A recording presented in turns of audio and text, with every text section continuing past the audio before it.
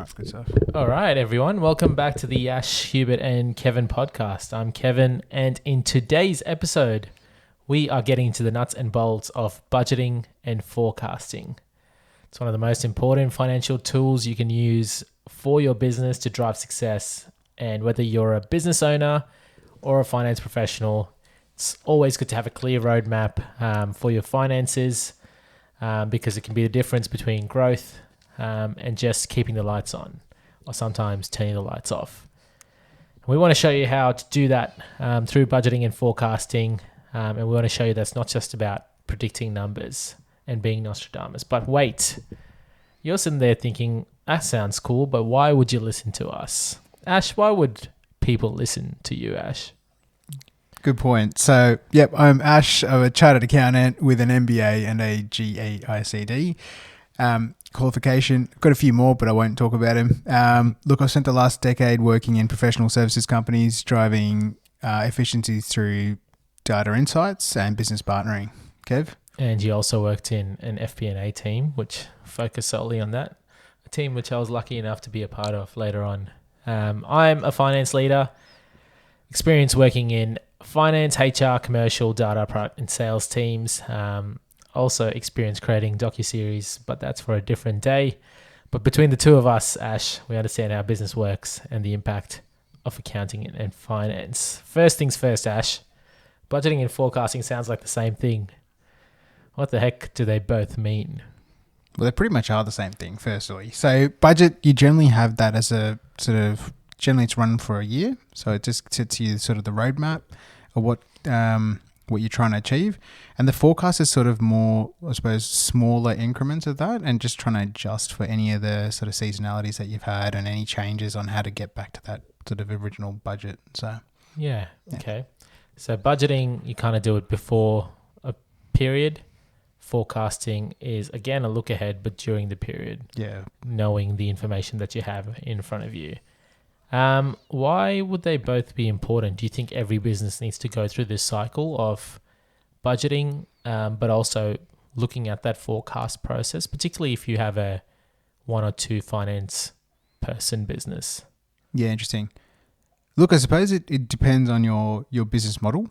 If you're a pretty consistent revenue sort of generating business, not much seasonality, few customers, it's not necessary to go through a forecast. You can largely predict what's going to happen throughout the whole year. It's going to be completely overkill if you want to do a forecast, in my view. If you're a company that's sort of got commitments, let's say you're, listed somewhere, you've actually got market conditions and commitments that you need to go through. Setting that budget is a big outlook, 12 months generally. When you hit your first quarter, your first month, you'll then understand the levers that you got to play with to see how you can actually hit that. So you might need to adjust something like salaries or increase your price or reduce your cost, trying to figure out how to get back to those original numbers. So that's going to be more relevant then. So it definitely depends on the size of your business. Yeah. Size, and from what I'm hearing, complexity as well. If you're just running a little software where it's $10 per month per user and you're the only cost, you probably don't need that forecast process because it's pretty simplistic. But if you're running a construction company with multiple costs, it's probably important to go through that forecast process. All right, that's good. Good to get that out of the way. Let's talk about why it is so important for both of those for a business, Ash.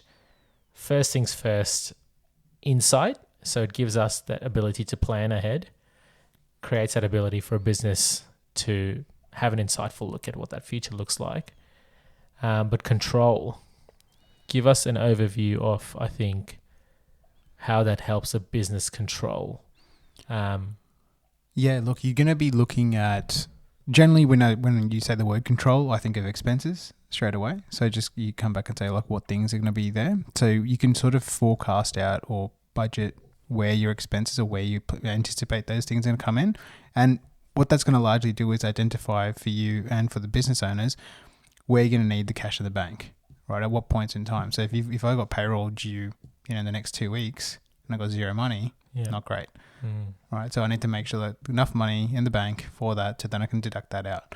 So it's going to control that area. It also then looks at your timing for your revenues, just to make sure you got sort of enough revenue, but it also identifies if you don't have enough clients, what type of work do you need to do to sort of bridge out those gaps as well. So, then you might have seasonality in your business. If it's a Airbnb, you might have some, summer bookings would be quite dense and your winter bookings might be a lot less. So you just got to really plan around those scenarios. Yeah. Another one, it helps, I guess forecasting helps to stay proactive through market conditions. This probably only affects certain industries more than others. So I'm thinking construction, an industry that I'm part of at the moment. There's certain market changes like materials costs, labor costs with awards changes, or other market-led conditions that help you to really tweak your forecast to see what that does to your overall revenue or your overall margin, so you can make decisions on the fly. And we'll talk about decisions downstream, because your budget and forecast isn't just for you to create, sit back, clap your hands and walk away. There's got to be a call to action off the back of particularly your forecast, and particularly if things aren't looking great. But even if things are looking good, sometimes you can make better business decisions off the back of it instead of just saying, cool, we're going to have a great year. So creating a clear forecast process or a budget process, but kind of a what if straight after as well, to help you as a business owner or you as a finance professional with your business leaders to create either a remediation plan or a plan for growth off the back of it. No, absolutely.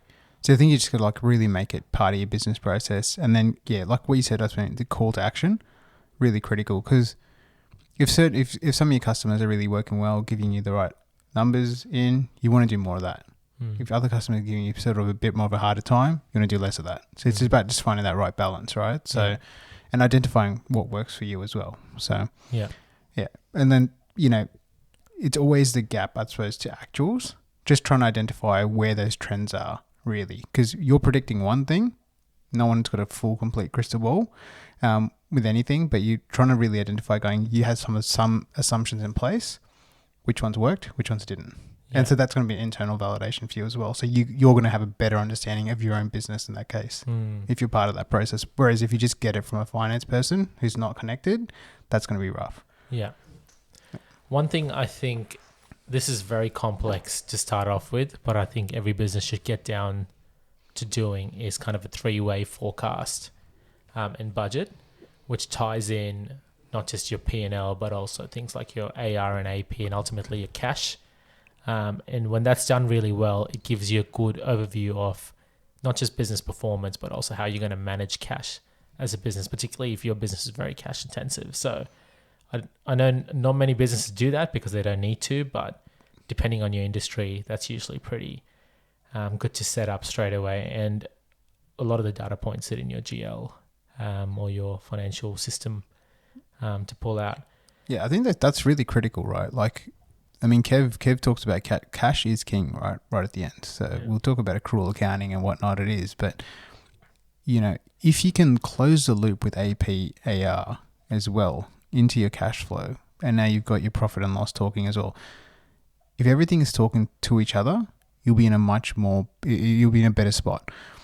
If you take all those items in isolation, you don't have the full complete picture because you don't understand the full seasonal impacts of everything. So once again, if we talk about, yes, you're earning the profit today, but you get paid in cash 2 months from now, that's going to cause, you need to be aware of that in your business, and that's going to identify where your expenses are as well. So if you're not aware of that straight away, try to get those processes in place very quickly so you get that visibility, because you should be aware of exactly where things come in and out. Yeah, absolutely. Ash, I think you've got some case studies before we go to our next point, which wraps us all up. Some great Australian case studies on good budgeting and forecasting here. Just to get people, I guess, thinking in this ambitious lens of how to budget and forecast successfully through a crisis. Yeah, absolutely. So look, the first one we got is Qantas. Just during, I suppose, COVID times, the unpredictability of the markets, the flight conditions, where things are going, Qantas really had to step up and really identify where those gaps were, where those ongoing salary costs were, what they needed to do as a business strategy as well to sort of figure that out. So I think that's a company that's really, managed that volatility and, had to keep going. And, it was an ongoing continuous improvement journey as well for them. Now, as markets have changed, they've also then had to adjust, how do we get people back onto flights? Where's the revenue coming from? Are they spending more on, food items or extra baggage or whatever that looks like? And, what does the new normal look like now post the pandemic? So I think it's a company that's actually done really well throughout this whole thing, but it's taken a lot of data. It's taken a lot of insight. It's taken a lot of science. It's not just been, let me take the last 12 months of revenue, average it out, and then figure out going, that's month one, same number, flatline it all the way to the end of the year. That's our revenue target for this year. It's not like that at all, right? So, you've got to really understand your business, what the levers are, what it's doing well, what it's not. Yeah. And I guess, you think about that situation during the pandemic as well, they wouldn't have just had to deal with that. I think they had to deal with the lease standard changes as well. So it's not just business performance changing. There's also all these reporting changes, by the Australian Accounting Standards Board for them. So you're now having to manage all of this while still showing your shareholders confidence that, your business is being run well, which is a challenging environment, particularly if you're listed. And I know you've worked for listed companies, Ash, so maybe that's something for a topic as well. How do you show shareholders confidence? You've got something here for Woolies as well. Yeah, absolutely. So I think Woolies is a company that I sort of instantly think tech through, right? I think their apps are usually really good. Their rewards platforms were on point years ago. I think your competitors are trying to catch up now, but everything's really integrated. I think all of Woolworths was all about, effectively sort of like normalizing digital transformation and really accepting that automation is here and how do we leverage that arm. So now if I look at their GL systems to all the way to their rewards platforms are all linked, and now you're almost getting those insights that are custom based on what your spends are. So I think that's, really a revolution on getting your systems and processes down pat. But from there, now they've got individual customer data, they can actually start building their forecasts up and seeing what your trends are and what things would attract you to back to their store again. So you may have a particular, let's say, chocolate bar that you really like. If you see that on special, you're more likely to go shop there. They'll understand those levers, and that's how they're going to be budgeting and forecasting your numbers now. Not just, once again, we've got foot traffic in this particular shopping center, we're going to estimate this amount of revenue. So they've got real insight of customer data. Yeah. And I guess with these big companies as well, I know these are massive companies to be looking at, but if you think about it, there are multiple small businesses in a large company, and I think that's the way to look at it for your business as well. If you can't segment them into multiple little businesses, you can think of them in separate product lines or service lines and roll that up to a company if that's the type of business that you're offering. If you offer one thing, then great. Nice simplistic budget and forecast model, but always good to, I guess, create that ownership across different product streams or business streams that roll into what your overall business is going to do, and then create good decisions out of that, because chances are you might have, most of your business doing well, but one business is very cash intensive, and so it puts a lot of pressure on the rest of your company. Or one business might be loss operating, but that their growth trajectory towards the back end of the year is always stronger. So those types of decisions help you to give you a clearer view of your overall holistic business. Yeah. To then plan as the owner of your business. And look, so sometimes it is unclear, right? You said, let's just tap into that loss-making side. Sometimes you need those loss-making entities to create opportunities for the other entities, right? Just to create that disruption in the market, whatever that looks like. Not everything can be a profit center, right? But you as a company, you've got to understand all the elements together. What does that look like? And really that's going to determine what that shape is. So with that loss maker in case, let's say you took that out altogether just because it looks really good now, you've got all this additional money, your market presence could have just completely been disrupted through that, right? Yeah. And we're talking about things like, giving away free hats or whatever that looks like, right? You can remove some of those elements, but we don't know the full impact that's going to have downstream and what that impact's going to have to your pipeline in the future as well. So it's easy to just come back and say, let's cut that cost out because it looks good on a spreadsheet. But you got to really understand going, all right, if we do this, what else does it impact? What else does it impact? What else does it impact? Until you get to the real root cause of those items. So that's a great point, and probably a specific example of that in the business that we had a division that does the design work for construction contracts, and we have a construction business that does the construction. And easily you could see that design division always lost money every month. And like you said and alluded to, it was easy just to look at the P&L and say, yep, design's losing money, no worth in that, kick it out. Once you dug deeper, though, we understood that a lot of the tenders we were winning were because we offered that capability to design and construct at the same time. And despite design losing money, it gave us a leg up on many other competitors who were really good at construction but didn't have the capability in-house of doing that design work as well. So it's a great point. Lastly, Ash, practical tips for implementing budgets and forecasts in your business. Got any thoughts for us from your FP&A days? Yeah, go back to basics, all right? Really, like, if I talk about technical sort of budgeting techniques, you got sort of your top down, which is your stuff on top, work all the way, like, hey, we need to hit $100 million, and then you sort of work your way down. You got bottom up, so you will look at basically your employees and what they're going to deliver on. You got a combination, which is a top down, bottom up. I think it's really coming back down to what you can control, where your sort of expected sales are going to be, or where you think that pipeline's going to be, where your expenses are going to go.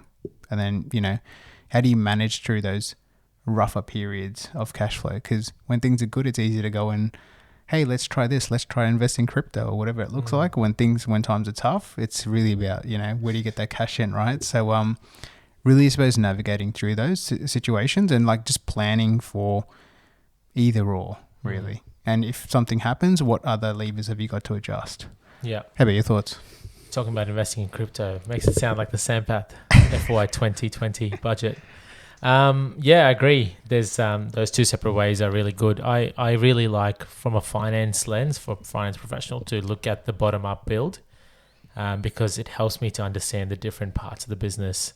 And I actually think one of these things that we'll talk about finance team structures one day is sometimes the gap between our knowledge and a business is we're so focused on the accounting and the actuals, and sometimes so removed from the budgeting process, which is usually done by an FP&A professional or, sometimes a business owner themselves, that we don't get how a business connects. And I've really found a lot of the value I've got in my own role is doing both sides, doing the budget and then being able to then see how the actuals transpire over the course of the next financial year against that budget, and challenging some of the assumptions I've made and understanding that business deeper, particularly if you're questioned on why your budget is so far out from your actuals. So I think that's a good way to think about how you build your budget and forecast as well. You've got here, Ash, using historical data to inform future forecasts. This is just your transactions that have come through. Yeah, exactly right. So we're talking probably not a customer that's existed for 90 or 120 days, but someone's lasted a couple of years. We can actually then see items like in prior companies. We could check seasonality of revenue. We could actually then start applying that same seasonality to the numbers that we were sort of producing. So we had a full year target, but we understood going, hey, look, January, we know it's a softer month.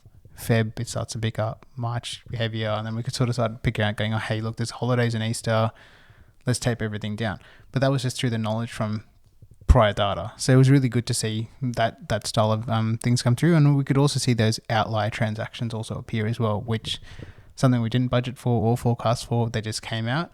And then we had to figure out a way of how to control those items as well. So it then became an item of, hey, we've got that data in front of us. Do we need to factor in any additional contingencies into our plan or our budget forecast? And what does that look like? And does that impact anything else? Yes, no. So. Yeah, it's a great point. I also like one of the points you have here is around scenario planning and having your different types of, choose your adventure type of scenarios with a business. And I think that gives you, that flexibility at, 25% or 50% of the way to make your decisions for the next budget cycle almost pretty early because you're in the position to do so, or you're in the position to remediate earlier than you need to do at the start of a budget process. So I think that's great. What's your view, maybe as we finish up here, is what's your view on, I guess, comparing yourself to what the market is doing? Because I know sometimes it's easy for business owners to go and talk to other business owners and see, these guys are doing this based on their performance, so we should do that as well. How do you mix, I guess, yourself as a business owner and making independent decisions and using your own creativity versus what the market is doing and having that dictate? Yeah. So there's got to be room for both, I think, right? So I'm always interested to hear how sort of competitors or clients and whoever are actually conducting their budgets and forecasts. There might be something that we're missing as well, right? But I think it's also important just to come back and say, hey, look, does it align back to how we're actually operating a business? So let's say a company, like I've worked for a company that's done a profit to cash gap. So for me, super exciting, right? Because that's what identified these big loopholes on, hey, look, we've got customers that aren't paying on, we're, recording record profits, but no cash in the bank. That was the first and last company that actually did it that clearly. But I was like, that's a really critical concept. Now, I'm working at a different company now where I'm like, why doesn't that exist? Why isn't this a standard methodology? Yes, one was in an engineering sort of, professional services company and one's in recruitment. But I'm like, actually, the same logic can be applied. So I think it's really about identifying what worked and how it can be translated, but not always, it's not to say everything is transferable, right? I suppose in your own one, it's about then identifying your own sort of methodologies. You got to really validate, is it working, right? Because if you come back and say, this is my methodology, and no one's validating that and no one's challenging it, then once again, you're no better off than just handwriting it in a notepad, right? Because that's all up here. You've got no one to validate your ideas or concepts. And getting a finance professional in, you really want someone to challenge, going, is that number right? Or show me how you got to this number, or can we achieve this? If we just wanted yes people, we would have just typed it into ChatGPT, right? Yeah. So that's a real big difference there, I think. So yeah, all very good points, Ash. Any other final thoughts before we pull up stumps? Look, I think give it a shot. Try it. You can try for a small period, right? Your first forecast doesn't have to go for a full year. Maybe just try for the next couple of weeks or a month. And if that works, try for a couple, 2 months. You can always expand, right? It's not, you have to go, day dot, have a PhD. Start basic, start small, figure it out, but then really validate and really try to work on that process so you get better understanding of your own business. Yeah, absolutely. It'll help you understand your business on a much deeper level. On that note, we'll have to call it stumps. Thank you for joining us. If you like the content here, if you vibe with it, we'd love for you to like, subscribe, this video, this channel. We love helping finance professionals succeed and find the beauty in their work and how it connects to businesses growing. And we love helping business owners succeed in this great economy and having them thrive, particularly in this great country. So if you like it, subscribe and let us know what you'd like to hear more of. But otherwise, thanks for joining us. Thanks, Gav. See ya.